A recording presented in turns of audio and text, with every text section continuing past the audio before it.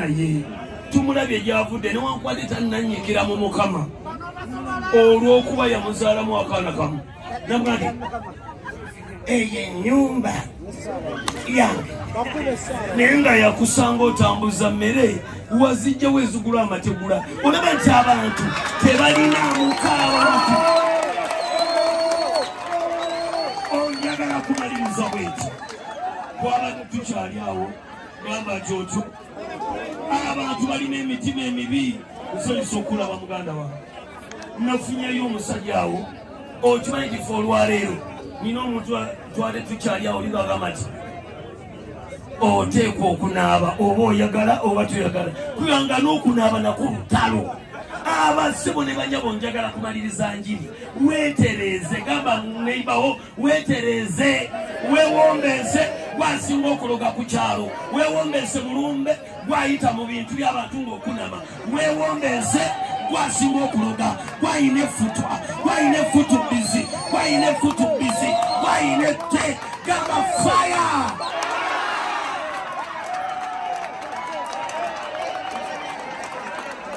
kama yana sibi omanyirwe twaga nkola ne munnango omunene basebo ne bannyabo mumumanyi abaami banene ababiri bafuuka baganda baffe tubadde tubagobera nnyo mu nsonga ez'enjawulo nga batuyita ne batubuulirako ku nsonga ezimu lwaki batambudde bonna okitegeera so basebo ne bannyabo tugenda nsungire ebintu munnango olina okumanya buli omu anakuwala lulwe tugenda kusingonomamu katini nnyo Beni muddamu ekigambo zino oluyongono tutambule ffenna wangi misimi nyangonongono nyinininyinininyini misimi nyangonongomo mini nyangonoma misimi na nyinininyinininyinini nyangonongomo suna beni simini mami nyongono nyanginimini nyongono nyanginimini empisa misimini mini mama weze yamuwa misimi nyangonomwenya omwana oyo mulungi baana baseba obugalo siminimimi nyangunomonyi newakusasula munnange takusaba misimini nyangu nyangunomonyi bangi bawadde emirimu eyo siminimimi nyangunomoni nyongongo nyiminimimini oyo omusajja okumanya mulungi nnyo asobola n'okuwa mukyala we emisiminya mini nyangunoma misimini suula nyangunomoni nyongongo nyiminimimini mukyala kayondo misiminyi mama siminyangini nyangamuni mukama katonda kuddiremu munnange siminyangini nyongongo nyiminimimini. Yes, ladies and gentlemen, my name is Madam Blackman. I recognize the word from California, so grateful like everybody for celebrating. Everybody knew, everybody gave Bana tulipa kwa mchana wangu, mchana kayondo wangu, mchana kayondo yapa sapulini. Suna penzi ya chusizo glambu yange nange navamo karaoke najja suna mchala kanajo mwagile motoka yange namba sapuleni njiteke mu motoka era motoka era nange navamo karaoke suna penzi yanzija kulega ku Julius Pub nga ndi mu karaoke nachusizo glambu yange suna penzi wewe ni mchala golo shela mchala kayondo yakuza suna penzi namukuza bulungi Nafu nazo otutusizo obulamu wali tuli mukasera kakunyolwa tuli mukasera kanaku basebo ne banyabo sawa mukatenga noza fe mumpere suna peni ne bugalo bw'amaanyi basebo ne banyabo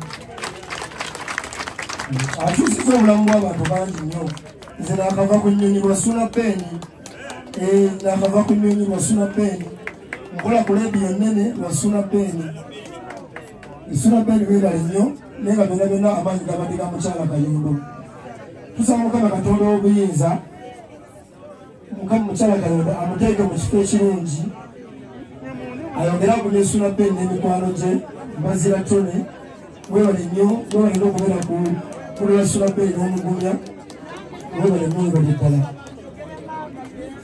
basebo ne banywa abakungubazi bannanga bali wano nsaba twewombeeke tusabire ku mukyala Kayondo Mukama Katonda amuteeke mu kifo ekirungi nga nsaba essaala eno Lebike simu mawulire muka wabula mu radio abasajja bano ababiri Suna Beni ne Bazira Tone olunaku lwe nasooka okubalabako nze twali oba baali bagita Tropicana nga bakola mimes nga basajja bayimba ennyimba ezo nga baddamu ennyimba z'abayimbi. Time yali ya Suna Ben yagenda najja ku stage okuperforminga. Natunulira omwana nga simutegeera bulungi nga ali fane nnyo nga yambadde empale ya beero ng'ayimba ennyimba za Paulo Kafeero ng'aziwoomesa okusinga nnyinizo. Kye nalaba mu ye nalaba ekitone ekyewala okusinga ye kyalaba mu kiseera ekyo, kubanga muffe tulina twaweebwa ebitone ebyokulaba ebintu abalala bye batalina oba bye balina naye nga tebamanyi nti babirina. Suna Ben yayimba oluyimba lwa Kafeero kamu lugwandwa galenzi mmwe. Natunulira omwana ne ngamba omwana oyo yaani nga ndaba muddugavu nnyo ali fane, naye bwe natunulira mu audience nalaba feva gy'alina. Feva eyo etambulidde ku basajja abo babiri, etambulidde ku Suna Ben, etambulidde ne ku Mbazira Tone. Njagala okubebaza nti mbadde kyakulabirako olugendo lutambudde bulungi, nawankubadde olwaleero tuze kungubagira maama waffe naye ebintu ebimu tetuteekeddwa bibuusa mu maaso. Mu bulamu bw'ensi Katonda atusisinkanya abantu ab'enjawulo, naye ffenna tuli mu lugendo.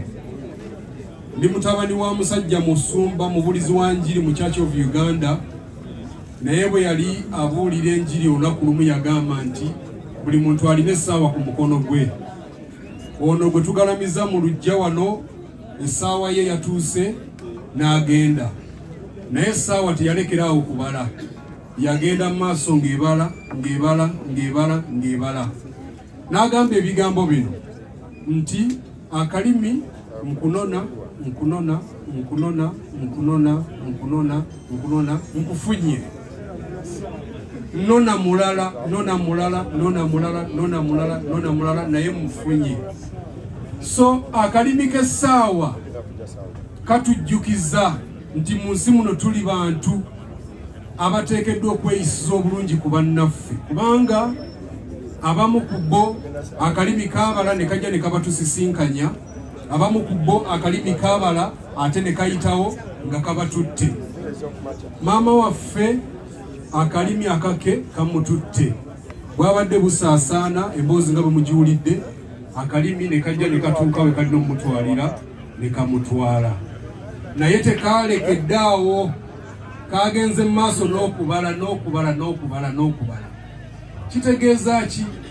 Nti bwe tuba tuli wano mu kukungubagirako muganda waffe Suna Ben n'abalala bonna, tweyise bulungi, tubeere bantu balamu, kubanga tewali kitwewanyisa nnyo mu bulamu bw'ensi eno. Tewali kitwewanyisa nnyo amalala g'ensi. Omusajja bw'okula n'ofuna omukyala n'okula n'ofuna omwami, mutuuka ekiseera ne mubeera nga amalala g'ensi mugavuddeko, nga muteekeddwa kuumagana, nga tewakyali ku mmwe atunulira munne n'awulira ng'asikiriziddwa kubanga asikirizibbwa, naye nga muliwo okukuumagana n'okukuuma ekitiibwa. So Suna Ben, Mbazira Tone, Mivule ne baganda baffe abalala bonna mukuume ekitiibwa ekibadde kiweebwa maama ku kyalo kuno. Maama abadde mutuuze ku kyalo kuno nga mukyala yeeyisa bulungi, nga mukwano gwa buli muntu. Omulimu gwe mukyala Kayonda agukoze, ogugwe ogukoze. Omulimu gwe mama mukyala Kayondo agukoze, akuziza abasuuna n'abatuusaawo nabo ne bamuweesa ekitiibwa, gwe ogugwe ogukoze. Suna Ben maama abaleze n'abatuusaawo ne mufuna omukisa, ne mutambulirako buli feva ya muntu, buli wamu we mulaga mwagalibwa. Ekintu ekyo temukivangako, temukisuulanga, kubanga kyekintu ekibafudde kimuli. Omukwano maama gwe yabakulizaamu gubatambuliddeko, ate namwe mugusaasaanyiza abantu abalala. Bw'oba oli wano ng'olina, kubanga ffenna tuli bakikula kya njawulo, nze nakulya waka walala naye wakulya waka walala, naye mwasisinkana. Tweyise ng'abantu, amaka gano tugasigalemu nga galina ekitiibwa kyago maama wagaviiriddemu. Abantu abali ku kya ayina ensobi bweti, kubanze bwe njagala omuntu ensobi bazikola ki? ate omuntu gwenjagala nze mwagalako ebyo ebirungi ensobi ze sizikola ki sizirowooza ne tukola pulogulaamu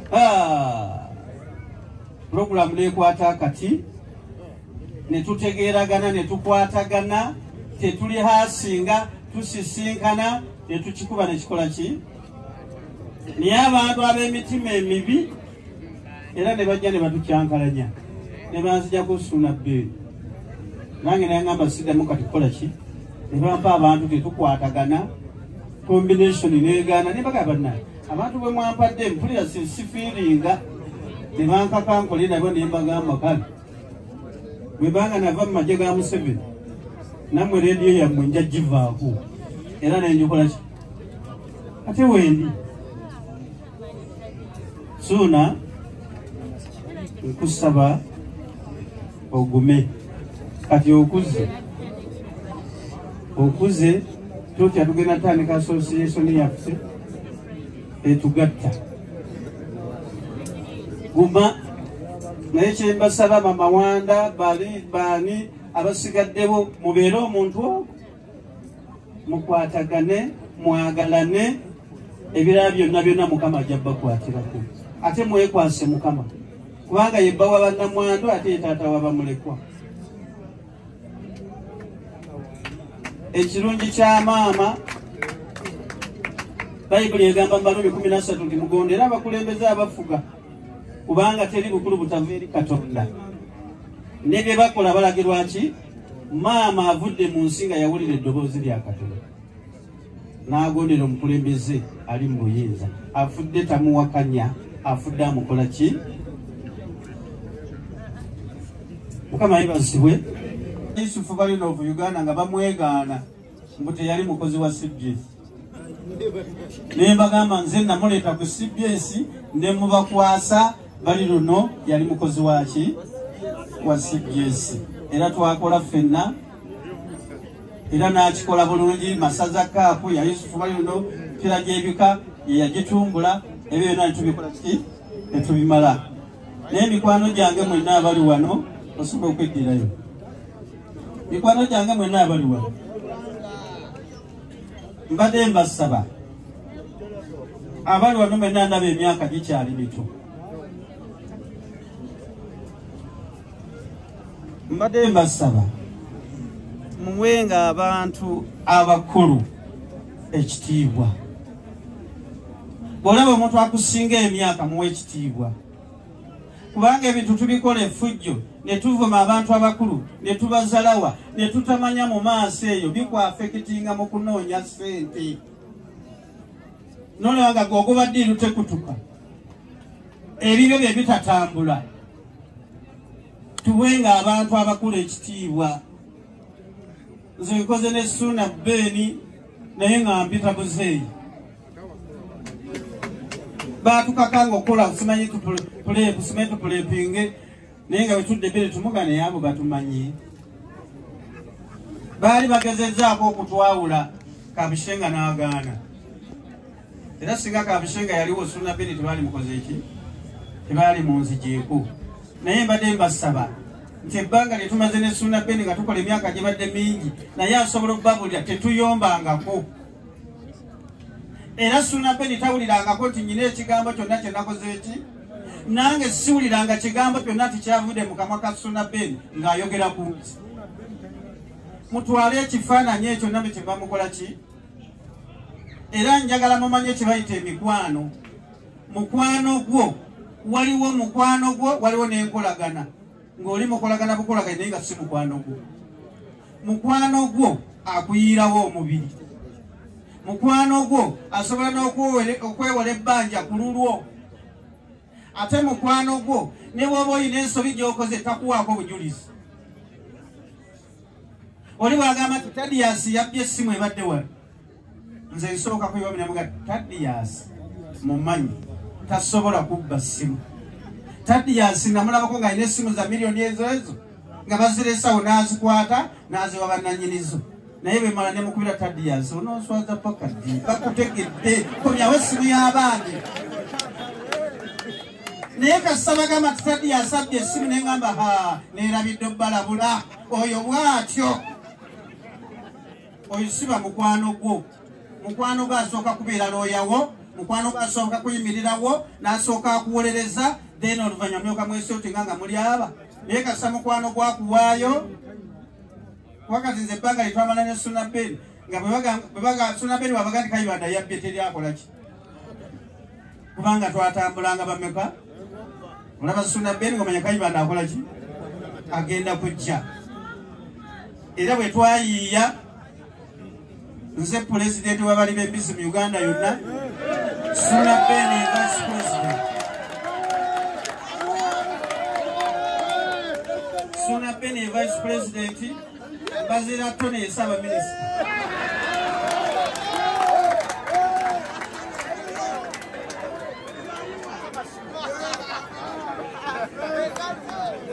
Era omulimu tugukoze teri atoma.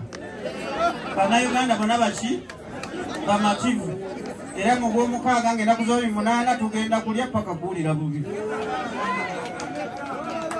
N'olwekyo bannayuganda temulina kye mutubanja, tewali kye twakoze na Suna Ben, bina tubikoze eki?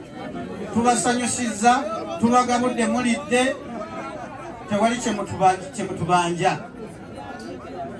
Njagala kulamusa ku muganda wange Paxi Salongo, kulamusizza nnyo. Nakula nva Senyanga awo ne ŋŋenda okusoma ekiswere eyo, era simanyi nga gye nzaalibwa e Butambala kubanga Kayibanda ye ate tuvaamu e Butambala, nti bammanyi okusinga bannabuddu. Kiba kizibu nnyo, naye Mbaziira Tone,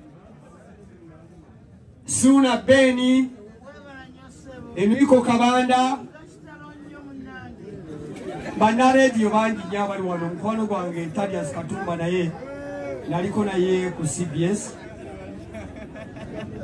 Webale nnyo kwagalana bannange, naddala nga tuli e Kampala, kubanga sibeerangako we nali nnyimiridde n'ennengera Mbaziira n'atawanika mukono n'aŋŋamba nti oweeka, ne ŋŋamba oweeka wendi wano. N'ennengera Suna Ben n'agamba oweeka, ne ŋŋamba wendi wano. Oweeka gy'oli. Era njagala okubategeeza nti abantu bamenya emiti ne bagimalako amatabi lwa nsonga ya kigambo oweeka. Njagala okubeebaza olw'okutunda buddu bwe mutyo. Abaana mu ababiri kyekitookerako ekyo mutooke mubampeera engalo. Nze sokondeke, nze nkyali kubanga njagala abaana bano, abaana abo ababiri, njagala okubategeeza nti Katonda abeera n'engeri gy'asitula omuntu n'otakikkiriza nti amusitudde ku sipiidi ey'amaanyi. Naye abaana abo emiti gikyamenyeka, ate muyinza okulaba mu lunaku ng'ekibira kiramba bakimenye enkya. Ekyo nkyogedde, siri mulanzi wabula nina kyendowooza olw'ensonga nti enneeyisa gye beeyisa yebaleetera okumenya emiti. Omuntu wabijjira ku mutu waggulu badde mujje mulaba abavubuka bo baba bakoledde.